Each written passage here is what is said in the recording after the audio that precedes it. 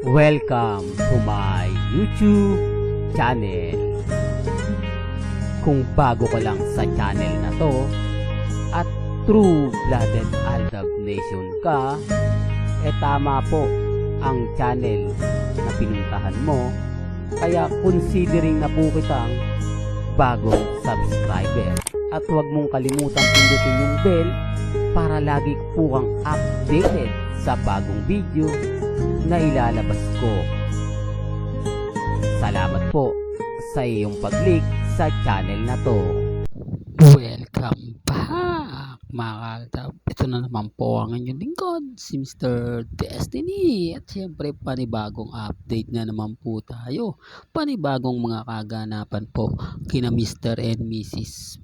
Paul Carson, na kung saan nasa Davao nga po mga kaaldab. At syempre bukas aabangan po natin. Bago tayo magsimula mga kaaldab, makikiusap lang po ako sa mga mami, sa mga tita, sa mga senyor, na kapag mayroon pong ads na lumalabas po sa ating mga video, baka pwede naman po huwag nyo na pong i-skip, kasi dalawang ads lang po ang pumapasok. Limitado rin po ang advertise sa YouTube channel po natin dahil hindi naman po siya ganun kalaki.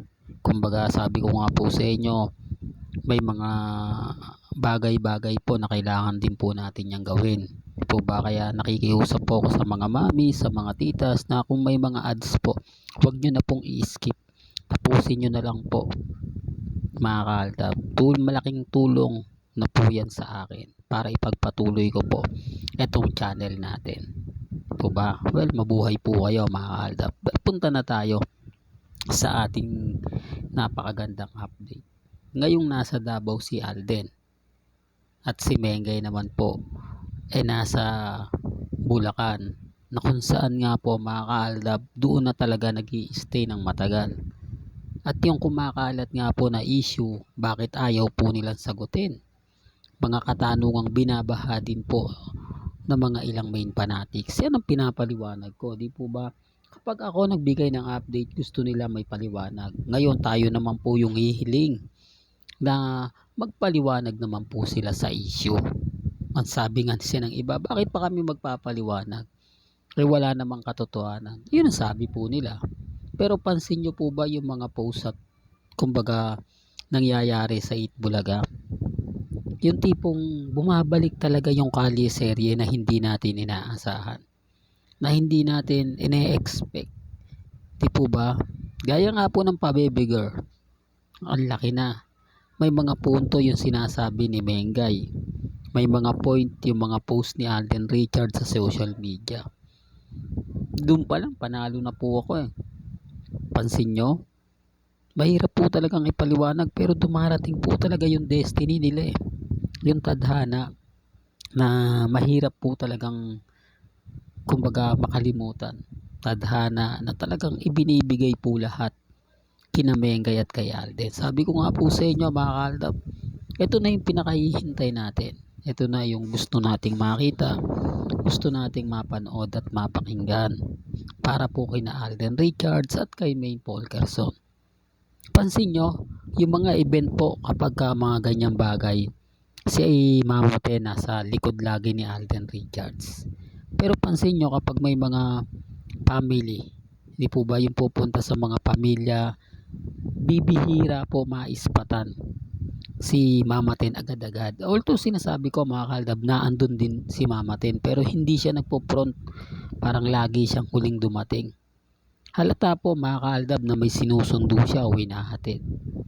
Marami na pong nagkukwento sa atin yan, mga mamis, mga titas, mga senyor, mga taong nagmamahal po kina Alden at kay Maine. Kaya nga po matatag ako Kaya nga po matatag yung channel natin na hanggang ngayon hindi natitinag. Hanggang ngayon kampante pa lang, kahit napakaraming bitter, normal lang yan. Ngayon hindi nila tayo mabash ng gusto sa mga sinasabi natin, kasi hindi pa po masagot yung issue na binabato natin sa kanila. Hindi pa nila magawang magpaliwanag at sabihin yung buong istorya at buong katotohanan. Dahil nababasag ko nga po sila, hindi sila pwedeng mag-post about na ganito si congressman, si Mengay, sweet, kumakain sa labas, nagdi-dinner sa labas. Ito yung pagkakaiba noon sa ngayon. Kasi noon mga kaaldab, hindi pa tayo nakatutok Kumbaga hinahayaan lang natin sila na makapag-post, makapag-update, marami nakikisawsaw. Pero syempre, sa pag-iimbestiga na rin po at sa tulong po ng mga mamis na nagsasabing hindi yan totoo, wala dyan si Mengay. Doon ako nagkakaroon ng mga idea. Doon natin sini-search online. Kasi sa online nila pinost, sa online din ang kasagutan. Kaya yung iba nagugulat. Bakit si Mr. Destiny maraming alam? Bakit si Mr. Destiny nakakakuha ng info? Bakit si Mr. Destiny alam na alam niya yung mga post o ganap ni na Alden at ni Mengay kung kailan magpo-post at kung ano yung ibig pahiwatig? Kasi sabi ko nga po sa inyo, hindi naman po magpo-post si Mengay, si Alden kung hindi connected sa isa't isa. Gaya po ng mga post dati, di po ba, na si Alden bakla? Anong post ni Mengay na natatandaan nyo? Tapos yung pelikula ni Alden na out of order, anong post ni Mengay doon? Magsosold out ng ticket. Para saan yung ticket na yon? Bakit naglabas siya ng ticket na kung saan parang nagpaparamdam na marami na naman siyang mabibigyan? Doon pa lang may mali na di po ba? At yung pinaka nga rito mga kaaldab, yung sing-sing, wala na yung sing-sing na malaki. Pansin nyo, hindi na po sinusuot ni Mengay sa 8 Bulaga. Pero syempre marami nagre-react niyan. Marami nagko-komento na hindi, makalimutan lang, hindi ganto ganyan. Okay lang naman po. Sabi ko nga po sa inyo, kapag tayo nag-post, abay talagang may rason sila. Talagang kumbaga hinihintay nila o sabihin na natin na gusto po nila. Dahil sa atin lang po nakakakuha ng mga impormasyon. Sa atin po sila kumukuha ng mga idea kung nasan si Mengay at kung sino nga po ba yung totoong kasama ni Main.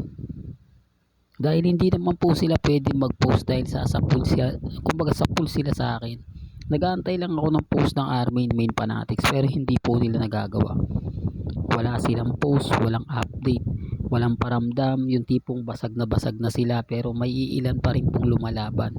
Tanggapin na po nila yung katotohanan na paano matatalo ang isang bagay na dumarating at kumbaga kusang pinaparamdam, kusang nagbabalik. Kaya nga po ng Yayadab, Kalye Serye, yung mga karakter. Sino nga po ba yung unang panalo? Siyempre ang Aldab. Kahit hindi naman lang sabihin di po ba? Anong komento po sa ginawa ni Mengay kanina?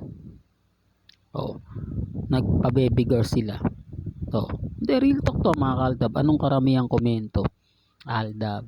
Sinasabi ng mga ilang digit dabbercad, sana ibalik na yung Aldab. Sobrang nami-miss na namin sila.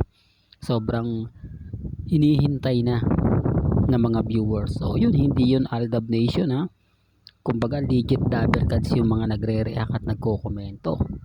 Kumbaga napag-uusapan tayo na syempre kapag pinag-uusapan tayo, maraming affected. Mga Alden Fanatics, mga Katden, mga fans ni Barbie, mga fans ng Armin, may Fanatics, Alden Fanatics, syempre apektado po sila. Kasi nga po nabuhay na naman yung pangalang Aldab. Sinasabi nilang wala na, mag-move on na kayo. Pero bakit sila pa po yung gumagawa? Ito yung kagandahan po kasi mga Aldab.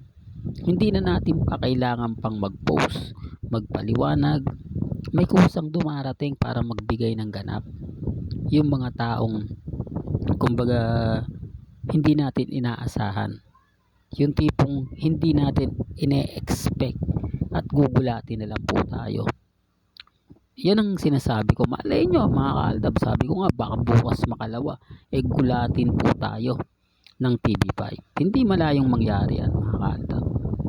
Well, hanggang dito na lang po ang ating latest updates. Kaya kung gusto nyo pa po ng pinaka-latest at sariwang update, abay tumutok lang po kayo dito po sa channel ni Mr. Destiny para updated po kayo sa mga bago at sa mga latest na i-upload po natin maya-maya lang. Kaya kung bago ka lang sa channel na to at isa kang true-blooded Aldab Nation na nagmamahal kina Mengge at Tisoy, tama po ang channel na pinuntahan mo. Kaya consider na po kitang bagong subscriber. At huwag mong kalimutang i-share ang mga video po natin sa mga mamis, sa mga titas at sa mga senyor. Hanggang sa muli, salamat po sa panonood at pakikinig.